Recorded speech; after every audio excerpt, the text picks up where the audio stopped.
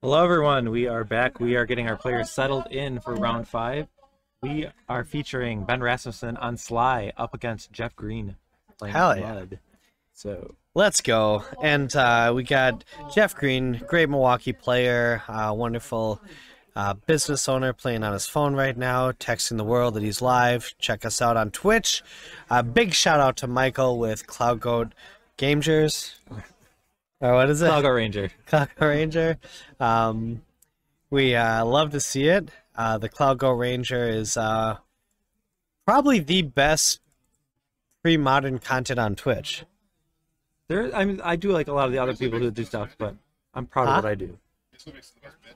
Yeah, outside of Cube for sure. And it's GL. Good luck, have fun. _games is Jeff Green's business. He wants you to know that. Let's see. Okay, so we got chat that's asking about what Mud is, and so Mud is a colorless prison deck, and so it looks to play cards like Ancient Tomb and City of Traders to accelerate, and then lock people down with your Tango Wire, your Winter Orbs. You beat them with the Black Vise. You got your Metal Worker for extra mana. You're rocking Smokestack. Let's go. The one Pro Tour I played in, I was rocking Smokestack. All right, Ben, I love you, but I'm rooting for Jeff this one. All right. And we all know, oh, and Sligh. We all know about Sligh, guy. Well, I am loaning Ben the deck that he's playing, so I'm going to have to be rooting for him. So, okay, we'll be button heads. How about you? Who do you like? You want Brown Town, or are you a Sligh guy? All right. So, yeah, Sphere of Resistance is a card that's usually in the Mud decks, and that really could be problematic for a deck that's looking to come out of the gates quick, like the Sligh deck. And how early are you getting a Sphere out? You can do it as turn 1 if you have Ancient Tomb or if you have City of Traders. There you go. So, we got a red guy in chat. So oh my! There we go. Sligh guy. What about Mud, baby? Mud Bud or a Sligh guy. Yeah, we're going down to Brown Town. Okay, there's a lot of pen pointing going back and forth. Not sure what that indicates. We've got life totals. Oop. Sorry. There we go. Okay, we're back. Ben with his Beatles Star Wars shirt, pretty cool. You think Sligh's probably favored this matchup? I think it probably is favored as well. Yeah. By quite a bit, but it doesn't take a lot of mana to operate on, so I don't think the mana disruption's too detrimental plus smaller decks, and it has some disruption like ways to kill Metalworker. But I'm rooting for Mud. Let's go. Come on, Jeff Green on the scene. It looks like Ben is mulliganing, which actually Sligh mulligans pretty well in this format. Yeah, like the basically if you're looking at a opening hand that has too many lands, you just like I'd rather have another shot at a hand that is a little bit more aggressive. So that's a lot of ball lightnings. All right, Blitzkrieg. Okay, Ancient Tomb already doing work. All right, taking 2 off the jump. Powder Keg. Powder Keg is the play. So this one, it's fine in this matchup. I think there are a lot of ones in terms of Jackal Pups and Mogg Fanatics and Scrolls, but in general, I think Jeff's gonna have to use this Powder Keg pretty quickly. Yeah, the Powder Keg is also the other question is even worth, and Ben's at 19. Is it even worth the turn 1 Ancient Tomb and taking 2 every single time off that is huge for Sligh. That's a significant problem. Yeah, we should know that the first land that Ben played was a Barbarian Ring. So that is indicating that he doesn't have other red sources. I guess he could have Wasteland, which he does have in his deck in this version of Sligh. But okay, he's found a mountain, so a little bit less painful source of red. So okay, he's doing the old tappity untap, the old 1-2 double boo. Are we swinging? Are we singing? Does not swing. Okay. Well, there's a Mishra's Factory, so I mean, I guess it might be worth it in some senses because there is a Powder Keg on 1, and to get the Mishra's Factory active, he'd have to take 2, and then it would still be at the threat of getting destroyed by like a lightning bolt. So agreed. Jeff wouldn't necessarily do it, so it is a reasonable attack in that situation, but I can understand not wanting to trade there. Although the 2 damage might be as good as you're going to get out of that goblin. I mean, out of that thing for 0 extra mana. Plus, when your opponent has Ancient Tomb on the table, you just I think there's a good argument to be made for just going if you're knowing. Okay, so now we're tapping it again, bring Jeff down to 16. Hachimachi. Okay, that's a lot of mana. All right. We now. Ooh. Right, that is a relevant tangle dangle. Hachimachi. Well, Ben's in trouble. Daily double. Does not take damage off the land, which I suppose could be relevant. But, yeah, that's going to buy a lot of time for Jeff. And now Jeff can just pop that and tap one additional card down. So he does the sequencing correctly. So 1, just thinking about what else wants to tap. 2, good idea. Doesn't want to use the Ancient Tomb this turn. Yeah, probably a good idea. And probably 1 more mana. And you probably, at this point, I like, oop, oh, wow. Nope. I was going to say, I kind of like using the Powder Keg here. Just keeping them tapped down. Well, also keeps like the permanents off the board so that the Tangle Wire is a little bit more effective. So right, exactly. That's what I'm saying. Right. Oh, just going back and forth. I mean, technically 3 mana is way more than 1, so I like this. Okay, draws. Oh, wow. This is good. yeah, this is probably the most important card in the matchup. I mean, there are instances where it's not good, but here when your life total is not that pressured, you can really lock someone out with the Sphere of Resistance. Okay, so it looks like he's going for it. He's going to blow up. Okay, so now he can tap all the lands down. And what else is happening here? Is that a Sphere? Oh, wow, that's a Winter Orb. And that looks to be a 4th edition Winter Orb. Interesting. Wow, Winter Orb and Sphere. Good grief, Gobnassif. Okay, so what do we see in here? Basically, between Winter Orb, Tangle Dangle, and Sphere of Resistance, Sligh is not going to get to interact very much. He's got 1 card dealing 6 damage in his hand. Oh, we get Mishra's Factory. He's dealing some damage. Oh, the Mishra's Factory got in 2 with the floating mana? Interesting. I think we're double checking. I guess we're in agreement? Yes. Okay, down to 17. I mean, he can do it. I don't know if it's worth it when So, oh, okay. I was to say, so he got to untap 1 land, but then the Tangle Wire tapped down the 3 permanents. So right. Ben is looking in a troubled situation when he's staring at cards like Ball Lightning. Those are going to be very difficult to cast. Right. Ball Lightning's a lot at 3 for that deck. 4. Oh, that's not how that works, sir. Yep. Yep. Sorry about that. Yep. So that's a 2 mana seal of That fire, is the worst Seal of Fire of all time. 2 mana. Okay, so now untap. Interesting. Untapping the... Huh. Curiouser and curiouser. Tap, tap. Although, Sphere of Resistance is not turned off when it taps. Unlike Winter Orb. That's correct. Which is kind of strange. Yeah. So, yeah. Can we talk about that a little bit? Oh, he's getting it. Wow, well, feeling feisty. Most of the artifacts don't turn off, so it's just a select few like Howling Mine and Winter Orb that turn off when they're tapped. But that's relatively recent, right? Previously, mono artifacts, quote unquote, used to have a different ruling, right? I think it went back and forth. There's a lot of different rules. Yeah, there was a lot of changes. I don't exactly know all the iterations, but wow, this is such a lockdown. Yeah, chat does point out that Rishan Import is the card that Jeff's really looking for in the situation, and with a Winter Orb and Sphere Resistance and having a Thran Dynamo, then he just always there it is. So there it is. This is like pretty much a hard lock that like, Ben really can't. There's no way he can. I guess there is a way you could just theoretically you could. There is a way to win actually. Check this out. It involves drawing a lot of mountains and a lot of instants that deal 4 damage when you sacrifice 2 mountains.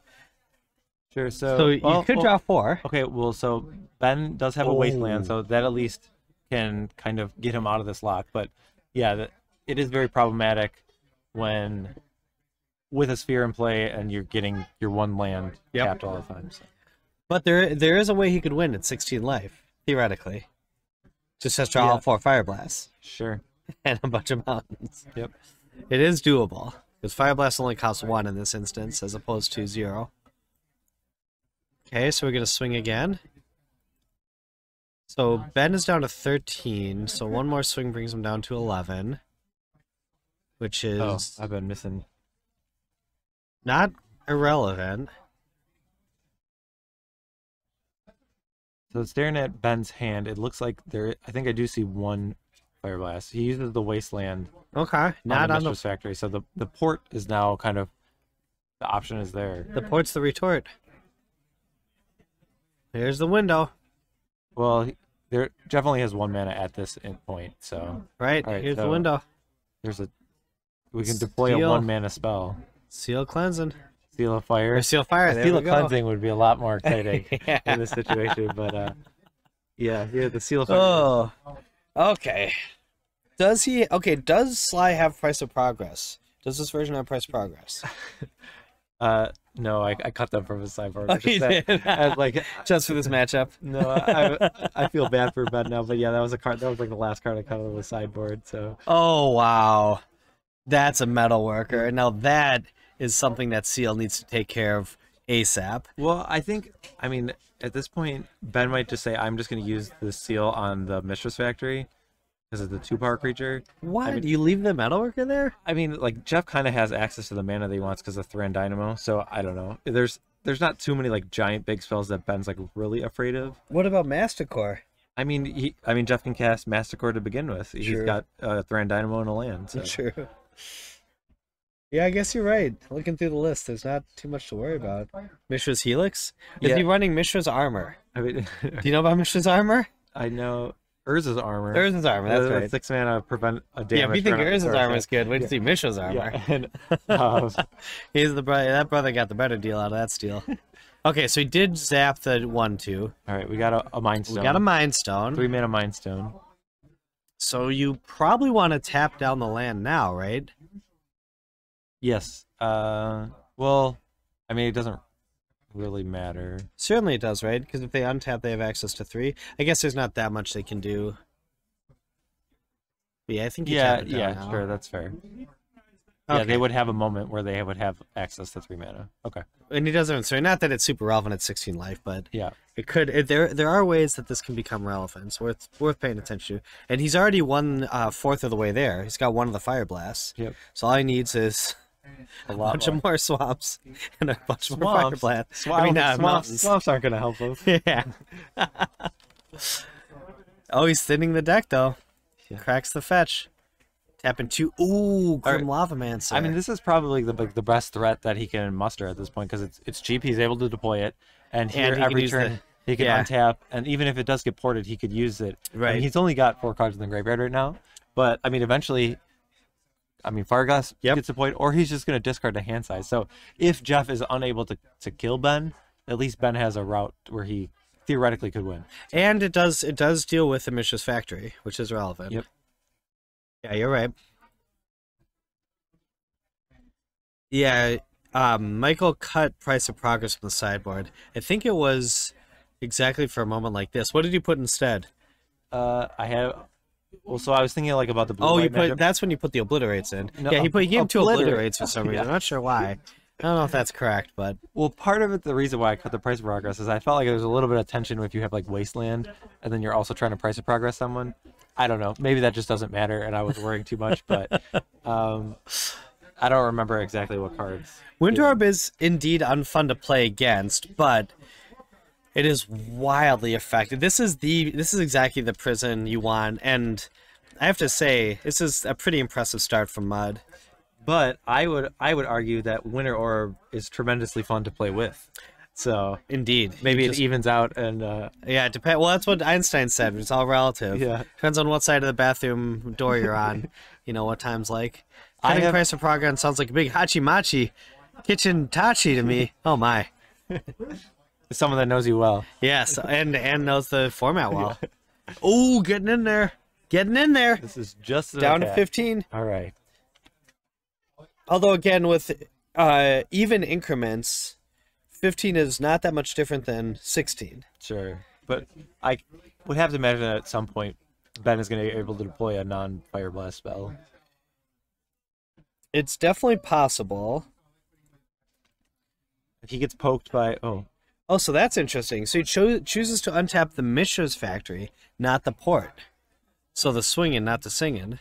yeah, I think at this point Jeff's looking to close out the game, so especially if it has an opportunity like where the Grim Lavamancer is not active and whatnot, he's going to try and get a chip in and deal the damage that way.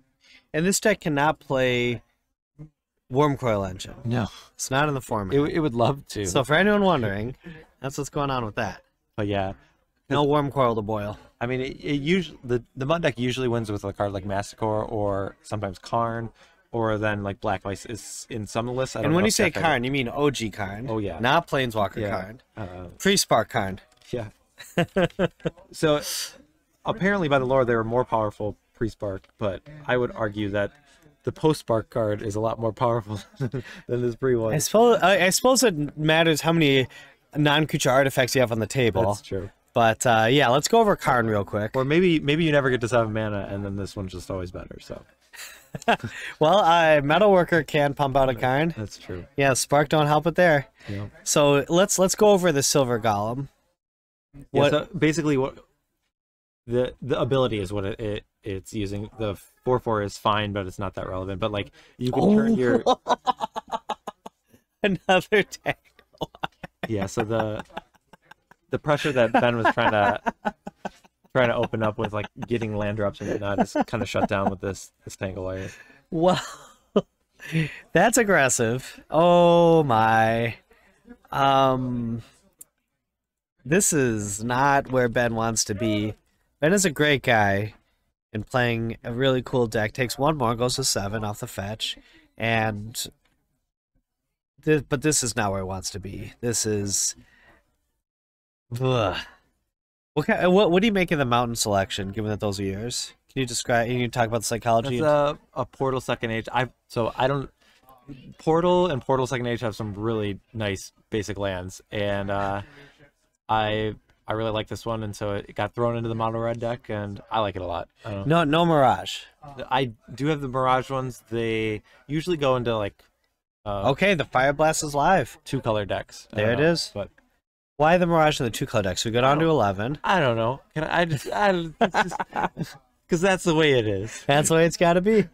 So this is interesting. Line Ben's going for it goes down to 9, and now he does actually have an opportunity between the Tangle Dangle and the Winter Orb, because before he has to tap it, he can untap it. In other words, he gets to use the ability a couple times. Yeah, he wasn't going to have any permanents untapped anyway.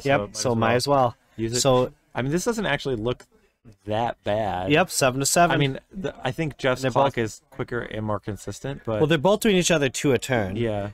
Ben's is unblockable, but he does not have. Ben only can do it 2 more times as it stands. As it stands, indeed. So, although if Ben draws, so whatchamacallit, he's back in this. Yeah, another Fireblast would be really what he was looking for.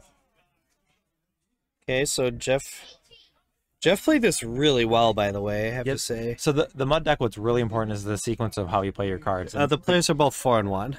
The games can be really different. Or 3-1. We're in round 5, so. Oh, we're in round 5? Yeah. Oh my. And so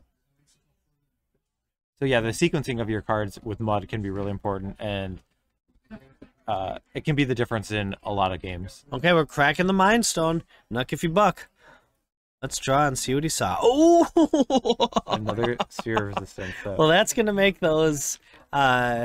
That's certainly going to lock Ben out at this point, because having access to the Fireblasts is no longer a thing when you get to 2. Well, so if I were Ben, then I think the way I'm looking to go is just to use the Grim Lavamancer 4 more times. And like it looks like Ben might have like 7 cards in hand, so he might be like just discarding cards. Right. But is he going to have that time? Well, the other thing is, wastelanding that Barbarian Pit. That's interesting. Yeah, the Barbarian Ring's gone, so that would have been. But he was nowhere near being able to access it at threshold. That's true. And not only that, it also feeds the graveyard 1 more card, which might be the difference. Both 5 to 4. Wait, why is he at 4 instead of 5? Where did Jeff take the damage at? I'm trying to think. Oh, was the Grim Lavamancer attack? But but that can't attack. It would have been tapped, right? Yes.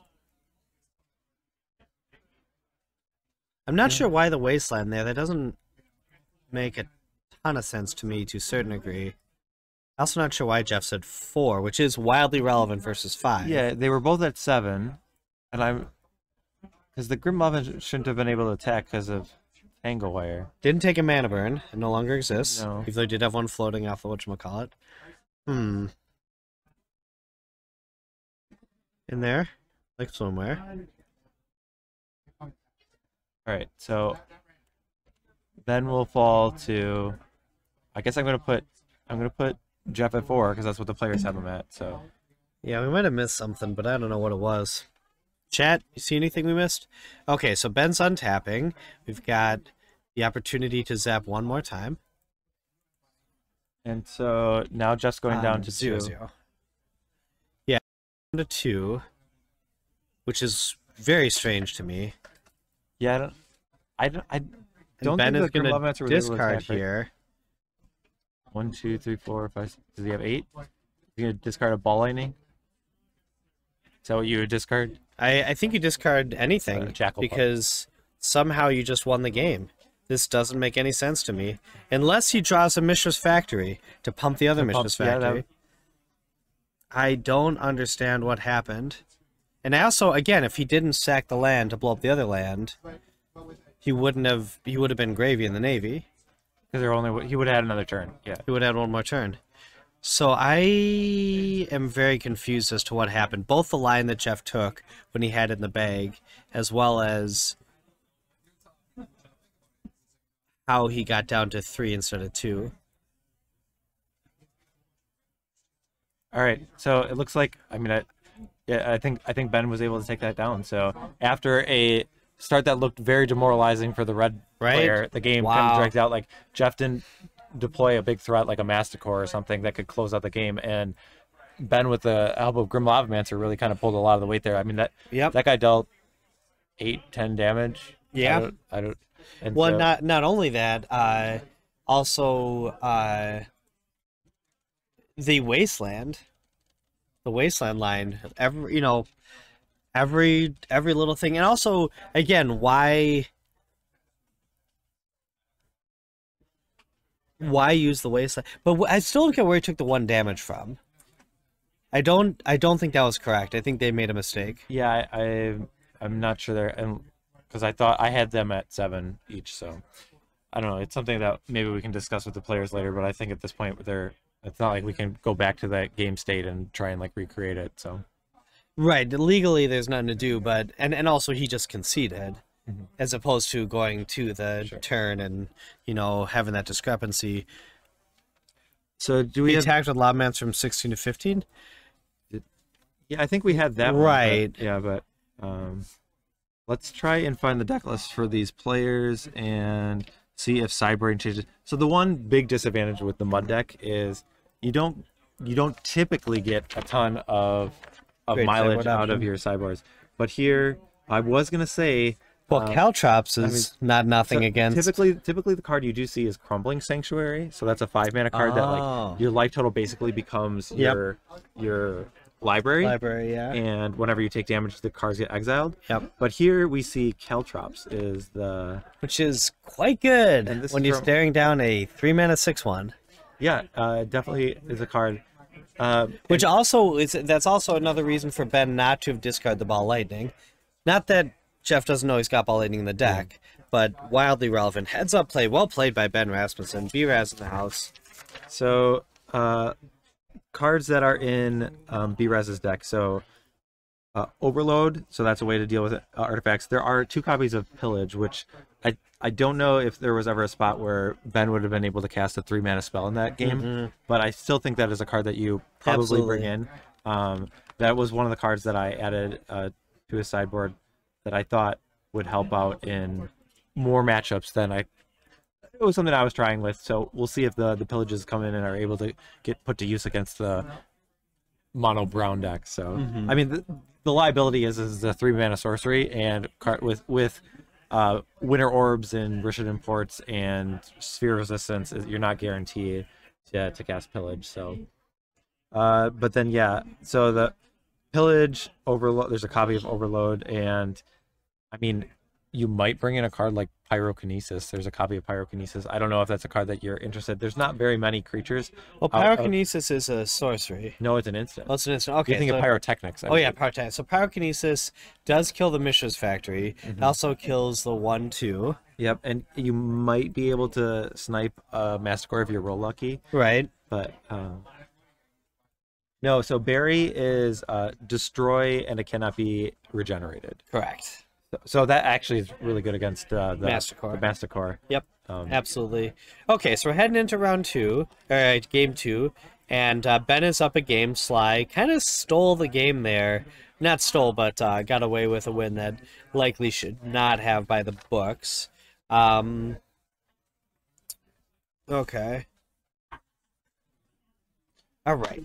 Let's get back in it. I mean, the way that first game was, like, pretty much all the things that needed to happen for Jeff did. Like, at the beginning, like, he was really, like, Ben did not get a good start because of Jeff's start. Yep, got the fast mana. Yep, and kind of just without a threat, the game went on longer and wasn't able to close it out. So it'll be interesting to see if Jeff's able to kind of get that same draw, but then close out quicker. Because I think Ben But he has... didn't actually need to close it out quicker. He just needs to not Wasteland. Okay, that's fair. Yeah, I mean, like on paper that deck should have won, and that was Ben's mulligan. Okay. So looking at Sligh, I think I do see a Pillage in that opener. It doesn't look like there is a recurring source of damage. No creature, no Jackal Pups, or anything. So it looks like Ben's mulliganing, trying to get more aggressive. I would have loved keeping that on the draw.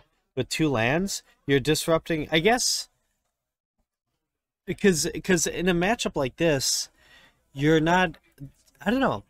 Well, I mean, there's not removal out of the mud deck. So, like, turn 1 Jackal Pup, like, how much damage do you think that's worth? Like, if they don't have Mishra's Factory, or, I mean, Powder Keg, I guess, is another response to that we saw. Could be problematic, but, and even with a Mishra's Factory, Ben has 4 Wasteland and all the burn spells that it's likely that Jackal Pup's able to continue connecting. So I think really looking for a Jackal Pup in his opener is a smart line that Ben is likely taking. He's trying to get more damage that is dealt recurring. So I think I do see Jackal Pups. I think there's only 1 land. I think that's the downside to the hand he's looking at. And he is keeping, I didn't see what he bought him, did you? Incinerate, I believe. Incinerate. Okay, so the 2 mana spell goes away. And so we do see the Mishra's Factory to start. And Ben's going to crack a fetch land to, I think, put a pup into play. Okay, so we're getting a mountain. Mishra's Factory for Jeff. Play no fast mana. Although it's possible there is fast mana, and for multiple reasons you might not want to play it. Wasteland, etc. Okay, so he gets the... Oh, so... Grim Lavamancer. So he led with Grim Lavamancer over the Jackal Pup. Interesting. Very interesting. I think I would have started with the pup. Well, this might lock him out. Oh! All right, well. Ben had the read. The Jackal Pup could not do any damage. Maybe Grim Lavamancer will. So this is a card I've not seen a lot of play in Premodern. So people used to use against horses back in the day. Stop them from following you. Yes. That the actual use of it, yeah. Here, apparently, this guy's got it a bunch in his house. I don't know. Someone was really mad at him. Playing jacks. Yeah. But yeah. So this is gonna slow down Ben because all his creatures are 1 toughness. So now he's just a burn deck, which I mean, like, isn't bad. Cause all the creatures are not necessarily. There's Pillage left, right? Yeah. Oh, I mean, that's not a creature, but yes. But I'm not saying like. I mean, there's a way that he can still come through this. Yes. Although it's tough. Okay, so Jeff has Masticore in hand, which at 1 mana is pretty good, although with what's on the table, it's not that good, right? Because he can just sack the fire and Grim Lavamancer, yeah. Grim Lavamancer, but that does gain him 4 life, I suppose, although he's got to pay 2 life to deploy it. So I think you just get out the 4 mana Thran's Dynamo here, right? I think so. Just develop a little and then... Yeah, you got time. Yeah, you're not under too much pressure. Here you can take like a turn off to get the Thran Dynamo, and then you don't have to use Ancient Tomb as many times. Right, and also your Masticore is like getting work in. Yeah. And not going to just... Oh, is that a smokestack? Oh, that could be... Is that smokestack?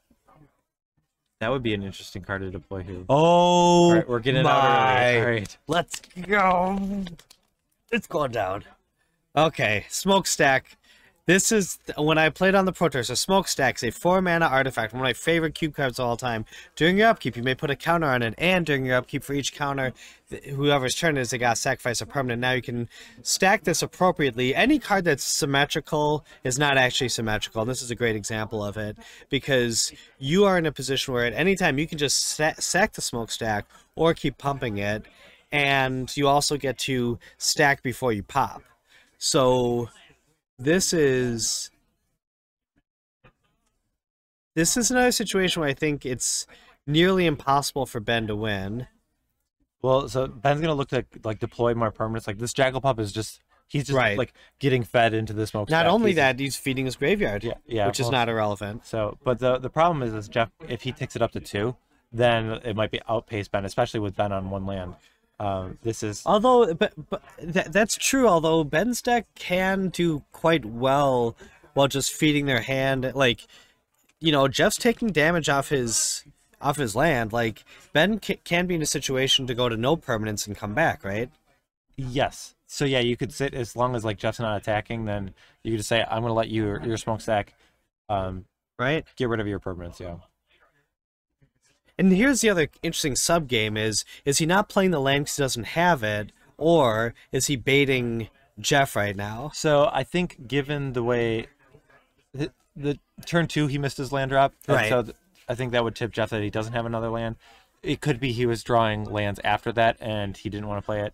But yeah, it could be a case where Ben is sandbagging lands. All right, Mogg Fanatic. Calchop's doing so much work. So what do you sack here? You sack Winter Orb, right? Yeah, probably. And do you tick it up? That's the question. You definitely tick it up. You do tick it up? I here? definitely tick it up. I don't know if it's definitely. It's not definitely. I'm just being aggressive about it. Right. But I definitely would. I say go for it. Jeff's thinking about it, so. So he does sack the Winter Orb, right about that. I say definitely go for it. So you say this is one of your favorite cube cards. Is this a card you win with in cube? It's not even in the vintage cube anymore, is it? I think they took it out this iteration. Because it's one of the. I feel like it's one of those crap cards where you're like everyone loves to like try and make a Smokestack deck and then they're never able to. Well, Smokestack it is actually quite good with cards. I mean, there's Mishra's Workshop. Mm-hmm. So turn 1 Smokestack is amazing, or turn 2 even. It's something that you have. There's a lot of ways to utilize it beyond the mud, you know, and it's just an interesting, unique effect that is cool.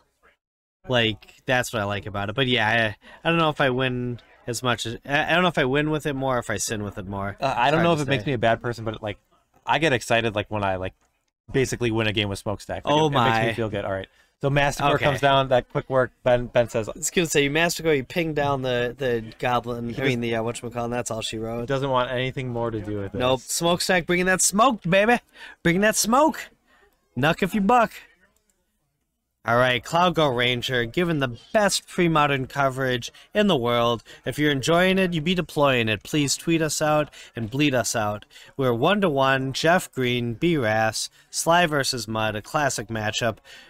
Artifacts hates Red, and Red hates Artifacts. Although actually Red also loves Artifacts, and Artifacts also loves Red. So it's kind of a weird situation. You got like that goblin that puts stuff in the graveyard, stuff like that. But Incinerate and Fireblast. Yeah, I mean, I think I don't know what else. I think he had a Pillage, or was that was the handy mulligan away maybe? I think he mulliganed the Pillage. Yeah. Yeah. So I think from this last game, I think Ben, similarly to the other game, he's going to look to try and get Jackal Pup right away. I think Wasteland... Even after the Caltrops? I think... board out the kit, Jackal Pup. I'm just kidding. I still think... first of all, I don't know if Ben has a read of like how many Caltrops there are. Because, like... I mean, maybe you can think like, oh, the artifact doesn't have that many sideboard cards. But, like, I wouldn't put my opponent on having 4 Caltrops. That's like... Seems like an awful lot, but I don't know. I mean, if your Jackal Pup gets in twice, though, I'm still pretty excited. So. Right, for sure, for sure. And not only that, again, you still have Pillage. Yep. So the Caltrops is in, for sure, a lock in the box. But the other thing is Jeff has been able to deploy so much disruption so early that, Mud really does have some game against Sligh. But then again, as we saw in game 1, Sligh does not need that many resources to get it done. The one thing that I think Ben might be questioning is he might be looking at the ball lightnings again. So it kind of faces the same problem as it does with like the Jackal Pup you talk about because of Caltrops, but it's also just much harder to cast. I mean, like, under Winter Orbs and Sphere Resistances and Rishadan Forts and Tangle Wires and whatnot, like ball lightning. I mean, the problem is like if you look at it, just, ball lightning can deal so much damage. So it's might be a card that's hard to get away from, but I think it might actually be a card that you sideboard out in this matchup. That's right. Okay. All right, so looking at Ben's looks hand, like Jeff kind of wants to mulligan this. By the way, he's holding his thumb. I don't know. His thumb, your thumb I'm reader? getting a thumb read, yeah. You don't get a sea locks. Usually are hidden by the cards. But on this side of it, the one by the Rishan port I'm looking at, it's giving a lot of tells. Look at the pressure. Look at the veins throbbing. I think that's up. Oh, hey! Who called it? Shouldn't have doubted you. That's what I think it was. I always read the thumbs. Yep. So is that a skill that you were born with, or something you developed through life and experience? I don't think the two are mutually exclusive. I'd say I've honed it, especially right thumbs. If someone's right-handed, you tend to use that a lot more. So, but yeah, let's see. We're going down to 6. What hand does Jeff want on the draw? Probably, like, I guess some mana acceleration into a Mind Stone, into. Well, if Ben doesn't employ a lot of pressure, it's something like Mind Stone early, and then if you get like a Sphere Resistance, and then have like Winter Orb and Rishadan Port. That's kind of like the dream sequence, but that's kind of dependent on Ben not doing anything, which you can't really rely on. Now look at his thumb. Now he's keeping this. Look at that thumb. Look at his right thumb. 100%. Yep. See? Okay. Look at that. You see the confidence, the veins aren't throbbing. He's 100% keeping this hand. Okay, so we start off with the Mogg Fanatic. Not the... Yeah, there we... That's right. The cracks thumb, yeah. So Mogg Fanatic, yeah, I mean, it's not the best threat, well, but... The way the first game would have played out, like, this card would have been great. I mean, I guess the Mishra's Factories were there, but it still would have been able to poke in, like, a decent number of times. Oh so. my, Ben's hand is straight gas. It's going to be hard for Ben to lose this game. I think I see a Sulfuric Vortex. So. Yep. Double Sulfuric Vortex. Okay, and Jeff starts off with an Ancient Tomb. Okay. Wow. Well, so that might suggest... I would say this kind of might be something that he's like, if you're going to Wasteland one of my lands, have it be this Ancient Tomb, because I don't want to tap it. Touche. I will if I have to, but... And there's the Jackal Pup ball. Although not as good turn 2 as it would have been turn 1. But... So 19 to 19. Okay, now we're up to 4 mana turn 2 just by playing lands. That is bonkers and completely unfair. Thran Dynamo. And then you play Tanglewire. What? I mean, like, oh, so Tanglewire does not allow you to tap enchantments, so the 4 permanents... That is harsh. Nope, nope, not how that works, sir. Nope. So not how that works. That is harsh. Oof, da. Hachi Machi. And... Oh, wow. Wow. But it is nice that Ben's able to hit his land drop. So this next turn, I guess it's at 3. So trigger, 1, 2, 3. If he draws a land, it'll be interesting to see how Ben taps to Tanglewire next turn. Because he had, like, if you knew he was drawing a land, then you could just say, I'll tap my creatures in a land. Yeah. But it'll be interesting if you say, I'm going to try and get some damage, or is he going to try and land a haymaker like Sulfur? I think you want the damage at any cost. Sure. So let's see. He should not wasteland this land here, right? Although it's not that bad with the Tangle Dangle, but you want to get something going. Okay, we got 4 mana being tapped. Is this a Mastercore? The Null version? Is that what this is? Yes, it is. That's not a card you see every day. Okay. So now this might be a spot where Ben kind of rolls the dice. You got to, right? And say, like, I hope I draw a land here. Right. So if he taps the 2, okay, so he's tapping the lands. I was gonna say, what he could have done is tap the creatures and tap 1 land, hope to draw a land, and then resolve Sulfuric Vortex. But if he didn't, then his turn is pretty much wasted. Okay, so it goes down to 14. Wow, that is interesting.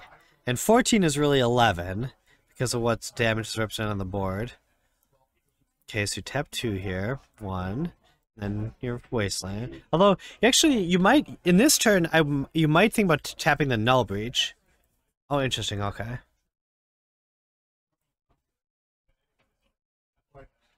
Null Breach, fascinating. Well, it'll be interesting because like Jeff can't use the Null Brooch immediately if he like Right. I mean he can, but Or it's a technically, big yeah. cost, and so it's usually a card that you kind of lock up a good position for. All right, well, Powder Keg being able to blow up the creatures is very good, and sphere resistance also very good. So that's interesting. Why tap it this way? Right? And at this stage, wouldn't you tap the other mana and sacrifice the Wasteland to blow it up since there is a Tangle Dangle on the board? You know what I'm saying? Yeah. That's interesting. What do you make of that line? Well, so Oh, he's got Null Breach up. Yeah, he's got the Gotcha. Null Never Breach, mind, yeah, never mind. Sorry. so- I'm not even paying attention. So Null Breach is an interesting card. It basically lets you counter non-creature spells, although it's not that likely as time being played right now. But we're down to 10, which is really 8. down to 11 right now. Or 11. But there's 3 damage on the board because of Mogg Fanatic and this. Right. And then Powder Keg, okay. Does Ben? So he's got. I see an Incinerate. I think he's got 2 Sulfuric Vortex and he does have a Fireblast. Okay, so unless something dramatic starts popping off. Well, I mean, Null Brooch does kind of complicate that for a card like Fireblast. You definitely would use that. Right. And, I mean, if Jeff has no cards in hand, he's still able to use Null Brooch. Right, that's the power of it. All right, more Null Brooches. Interesting. Why play the Null Brooch there instead of blowing up the land, though? It's still like blowing up Because the now you can Barbarian counter Ring. 2 spells. I mean, you take True. 2 damage. True. That's true. That's a good point. But two non-creature spells, I guess. But I mean, with all these Null Brooches now that makes it very difficult for Ben. Yeah, and Ben's going. I think Jeff is gonna win this game. You think so? I mean, It's tough. It's pretty close. It's pretty close. It's closer than it looks. With a sphere resistance and 2 Null Brooches, then like I have a hard time imagining how Ben is going to be dealing a bunch of damage. Well, Jeff is down to 8, which is not nothing. All right. So the Powder Keg technically doesn't destroy enchantments, but Ben is using this instant to deal 2 damage. So Jeff is now down to 8. Uh-huh. So okay, well, a second Barbarian Ring, that is something That is definitely relevant. that cannot be countered by. And so, okay, how many? But he does have Wasteland. But there's a Fireblast in hand. So True. if True. 2 mountains. Oh, okay, we're casting Incinerate here. I was like saying- it. Although what? Oh, he The doesn't problem do is- it on the draw step. Okay, I was gonna say. Got it. I like it. I like it. So is Jeff? You definitely counter here, right? Yeah, And don't- 8 life. yeah. I think especially when there's.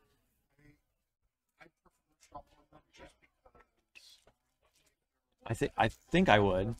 This and also Sphere of Resistance ain't doing that much for. I mean, it would be great to have, of course, but.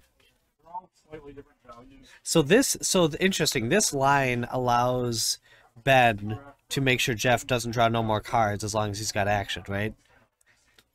As long as he's got action, it's just 1-for-1 counter spells. Yeah, as long as they're not creatures. And that also allows him to load up his graveyard. So the Null Brooch is used. Okay. So the real question discards is, do you the sphere. attack here?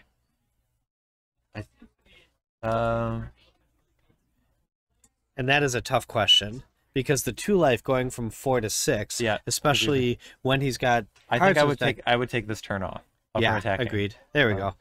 So from the situation, so Ben has with both Barbarian Rings, he can turn them on at any time because he has a Fireblast. Right, and So he can use both of them. Yes, which so- is also so now, relevant. So now the Wasteland. The problem is you wouldn't necessarily use both right away. You'd use the one that's getting targeted with Wasteland, but right now he has 4 uncounterable damage. Well, although actually you might, right?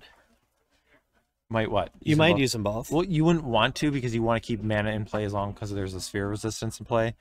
I mean, you would want to use it like the last thing. I think. Oh, you need 1 more mana anyway. Yeah. So what Ben could do is pay 1 for a Fireblast, and then and then one use floating. and use a Barbarian Ring because it would put 3 cards in the graveyard. Right. I would assume that the Fireblast would get countered by the other Null Brooch. But you don't do this now, no matter what, right? No. There's no reason to play the Sulfuric Vortex here.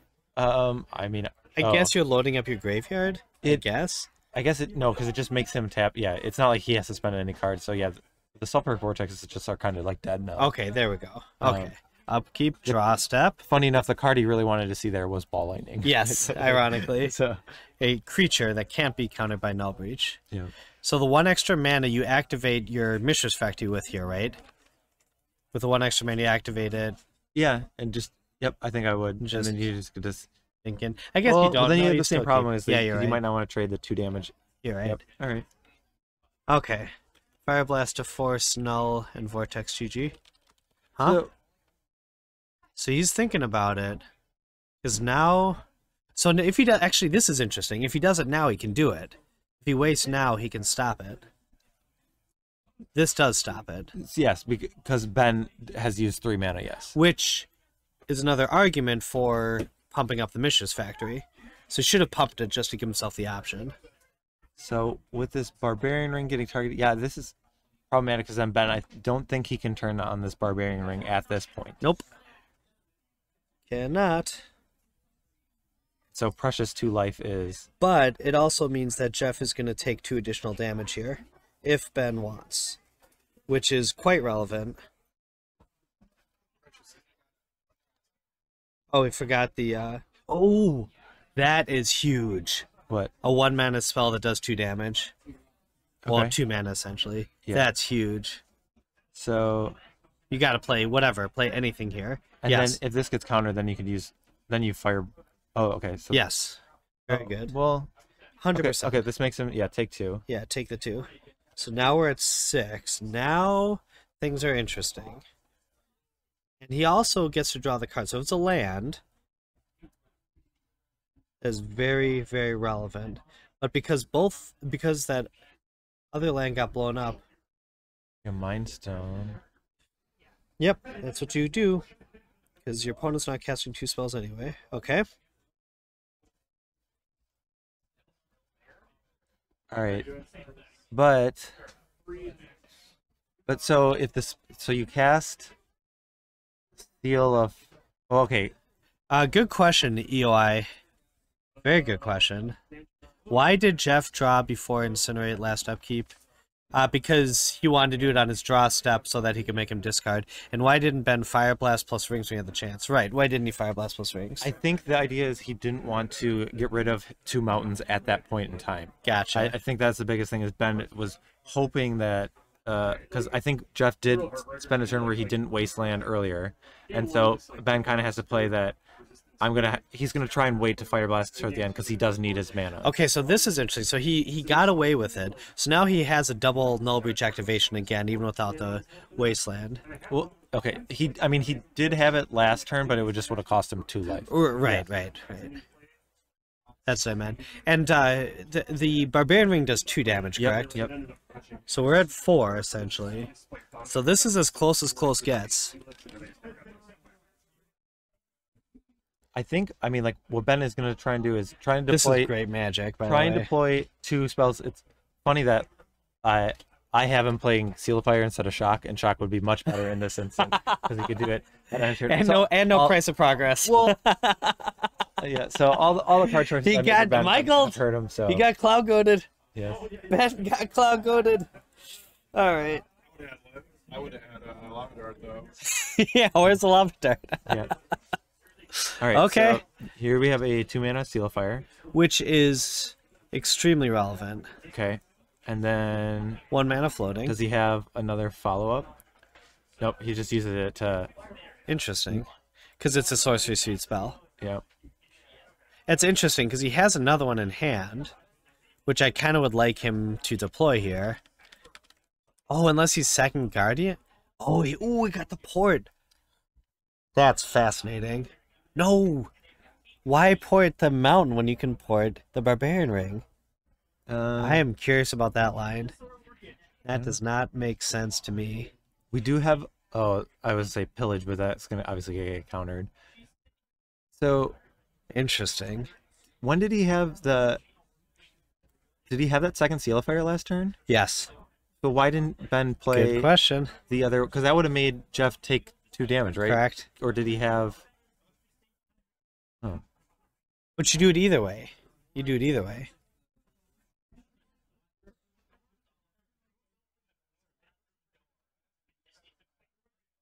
I do not like tapping anything but the Barbarian Ring here. But it's hard because you got away with it last time. well, I mean, it's. I mean, like just having the Barbarian Ring, just kind of. Oh, they're having a discussion. Did someone miss something? Did we miss something? Was he activating to attack? Uh-oh. Oh, was there a situation where like. Was it with the Rishadan port turn that like he played the land right away? There, I don't. He played. Oh, he wanted to do it on his draw step and he played the land. Aha. That would be problematic. But I don't think Ben had the only instant spell I think he had was Fireblast. Fireblast, so yeah. But still, that's not nothing. Because if you do Fireblast there, and you, I guess you don't have the mana. Yeah, never mind. Ben basically wants to draw. Well, one more Fireblast. Well, that he just needs to draw instants. He's drawn all like the sorcery speed cards. Right. Actually, drawing lands isn't that bad for him here either. No. I think Ben wins this one. I hate to say it. I think Ben is ahead. No, but it's tap. No. Well, if you gotta tap the Barbarian thing. Are you just hoping to draw like a tap the Barbarian Ring and then hope to draw a Wasteland? Yes. Okay. Okay. Bloodstained. Also, what's the benefit of tapping Mountain there? It also takes a potential line. Like that damage is not irrelevant. Yeah. And like tapping it down now, where Ben may be less inclined to use it. And also with the way with Jeff, because he has Thran Dynamo. Right. The way he has the mana. Right. Yeah, like Ben could counter or what is this? What's he playing here? This is a Caltrops, I think. That's gonna be game. Why play Caltrops there? So you're worried about the ball lightning because it's a creature? You're saying Ben's gonna fire what? Alright, watch this sequence. This is game. Also, well, I mean, I guess it makes sense because if he does draw a ball lightning, you're dead. Okay. Yeah, that might be what he's afraid of. Oh, interesting. So if you don't have anything here for sure. Okay. Although, I actually would have liked Ben to Barbarian Ring at the end of turn there. So Curse Scroll is a 1-mana card that needs to be countered. So yes. I mean, I guess Ben does have like a million cards in his hand, so maybe something you would risk, but I think so. You play Seal. Yep. Okay, so this gets null brooched, right? Got a null broach it. Well, I mean, you might be worried about bigger spells, but I don't know. I think you null broach it and then you die to the Fireblast.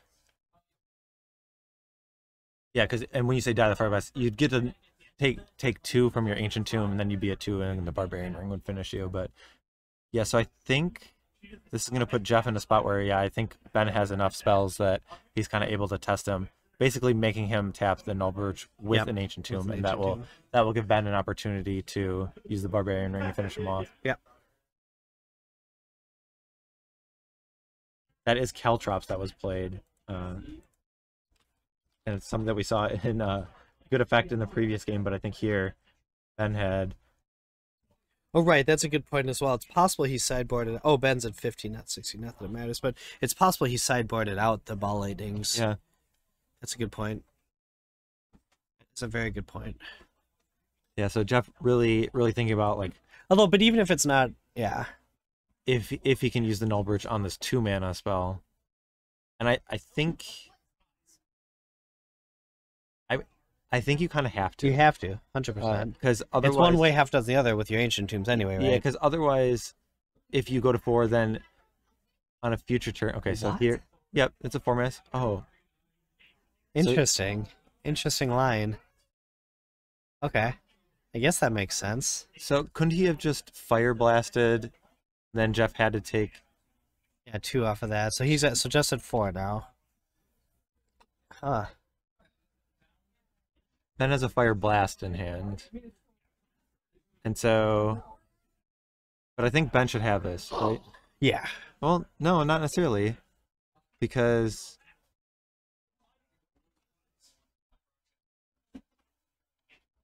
So, the last time, so the Seal of Fire gets countered by the first Null Brooch.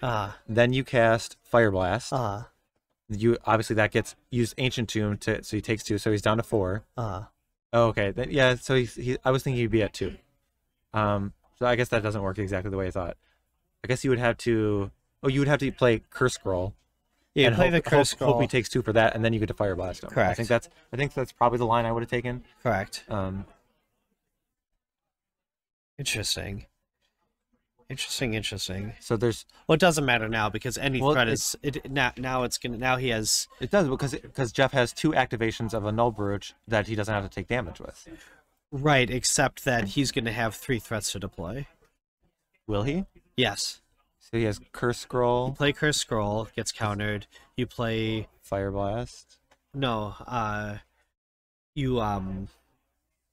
Oh wait, no, he needs 1 more mana. I'm sorry, I misread the mana. Okay, so you play Curse Scroll, and then you play and then you pillage the Null Brooch. If Ben draws a land, then he can Curse Scroll, Vortex, and then pay for Fireblast. Right. And he can get around the 2 Null Brooches. The other option is This is wild. This is maddening. Yeah, this is magic. This is magic as it should be. Still think Ben wins this, but if he draws 1 more land, there are games with the Sligh deck where the games are just very easy and you just attack and play spells. But I really like the games here where there is a ton of decisions and like the sequencing and the math is very consequential. See, I think you gotta counter here for sure. I don't like Ben playing that now. I think because now you're just wasting it because you don't have the second instant. Because you knew it was going to get countered. Wait, what? Whoa. No, Ben's saying that he got him somehow. That's not right. It seemed like Ben was conceding. Hold on. No, I think Ben's saying that he got him. And he's saying, look, here's my Fireblast. All right, let's check. We're going to check on this for you right quick, ladies and gentlemen. Not sure what happened there. Ben was definitely in the driver's seat. He might have forced a concession by showing him... Oh, that makes a lot more sense. We were in turns. Oh, we were in turns. Oh, I didn't even hear the time was called. That makes so it's a tie. That makes things a lot more. Wow. Okay, so now I understand. The lines become much more clear. Well, that's what happens when we don't have a runner. Yeah. But this makes much more sense. Okay. Hachimachi. That was amazing magic, and of course it was a tie. We were both right, or both of us are wrong. However you want to look at it. The Mudbuds and the Sligh guys. Yeah, the Mudbuds and the Sligh guys. Browntown did not get taken down, but the Sligh will live to Sligh another Sligh. So they're each X1 and 1, which means they have to play out the next round. I think so. Which is cool, because both decks are awesome. Wow, who would have thought that Sligh would have gotten a time? We both thought that would have gone pretty quick. Yeah. Well played, B-Ras, and well played, Jeff. I was thinking that we were going to need to bring in a backup match, because Sligh sometimes does what Sligh does. But sometimes it goes to time. So and understandably, those are some very complex situations. Very complex. So. Yeah, long turns. That was great, though. Great magic. Again, the power of Premodern cannot be denied. Amazing magic. Never tragic. Why was it a tie? Because of time, baby. Yeah, timed rounds, and then we did 5 additional turns. And when a winner's not determined in that time, those extra turns, then the game is a draw. Yeah, if you don't get to winner, you get to buy dinner. That's how it goes. That was fascinating. Wow. Oh, Karn got sideboarded out. All right, well. Huh? I mean, it's fine. It's 5 mana and pretty expensive, but nonetheless, that Caltrops was the MVP. Yeah, it did a lot of work. Did a lot of work. All right, so those horses ain't getting through. I mean, those Null Brooches also did a lot of work in those last games. Yeah. Too, so. Which again, who would have thought Null Brooch would be so good against Sligh? Yeah. But But That yeah, was great. we're gonna go on a quick break so we can do some stuff Nosh and Tommen, as Yep. my people call it. right before our next round. But we're gonna be coming up with round 6, which will be 6. our last round before we cut to top 8. So things are getting excited here. Well, we're probably gonna have an idea of which decks are gonna be in the top 8 soon. Well, at least some of them. But we're going to have a round 6 feature match coming up soon. So sit tight, and we will be back shortly. See you soon. Adios.